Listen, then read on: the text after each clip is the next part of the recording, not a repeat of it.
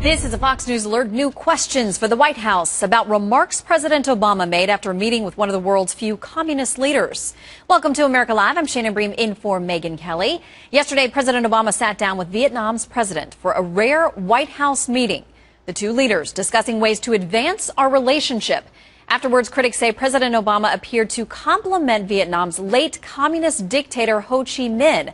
As President Obama pointed out, the Vietnam War-era leader was actually inspired by none other than our founding fathers and documents. Listen. President Sang shared with me a copy of a letter sent by Ho Chi Minh to Harry Truman. And we discussed the fact that Ho Chi Minh was actually inspired by the U.S. Declaration of Independence and Constitution and the words of Thomas Jefferson. Ho Chi Minh talks about his interest in cooperation with the United States, and President Sang indicated that even if it's 67 years later, it's good that we're still making progress.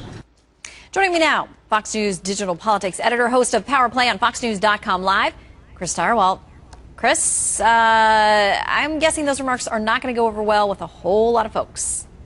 Well, certainly for the families of some 60,000 Americans who died in theater in Vietnam, no. But things are different today with Vietnam, obviously. Things are very different even than they were a decade ago. And though they have a McDonald's and they make a lot of sneakers, they are still, as you pointed out, one of very few communist nations. And they do still revere Uncle Ho, as they call him. He has just like Lenin did, a glassed-in mausoleum in the city that bears his name. He was also a mass murderer. He was a butcher. Some estimates say as many as 500,000 of the Vietnamese people were slaughtered as part of his effort to consolidate power as a Leninist, Marxist of the real deal.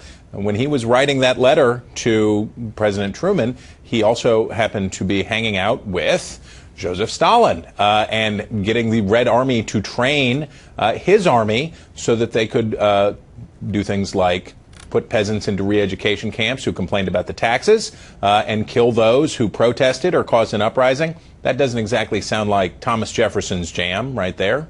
No, it doesn't. And with that in mind, what do you make of these remarks? Was it a slip of the tongue? Was it a prepared and calculated, and there was a decision made to make this specific reference? Whose benefit was it for? Well, it seems to be one of two things. Either it's a gaffe, and the president doesn't know, or didn't know, he probably knows now, but didn't know who Ho Chi Minh really was or what he did. He may not have studied that or been much aware of it. I have no idea. The other possibility is that he was being morally flexible and facile to make his guest feel at home, to say something nice, and that he got carried away in saying that in any way this guy who was really this butcher and his regime that followed after him, he died in '69, the regime that followed after him, cruel and brutal reprisals against the Vietnamese who had helped us. So he may have gotten carried away. He's been out on the trail, campaign trail, for the past couple of days. He may have gotten carried away rhetorically in trying to make his guest feel at home. All right, we have some reaction from Pete Hegseth. Our viewers may be familiar with him, Chief Executive Officer of Concerned Veterans for America. He says, ask any Vietnam veteran whether in Ho Chi Minh they were fighting a brutal tyrant or the intellectual descendant of Thomas Jefferson. The answer will be nearly universal. While the war was difficult, the question of whether Ho Chi Minh was merely a misunderstood Democrat was never in doubt. He was a communist dictator obsessed with consolidating power. The president's statement is naive, counterfactual, and just plain pandering. Well, let's remember, we're getting ready to celebrate the 60th anniversary of the other major U.S. conflict of the Cold War in Korea.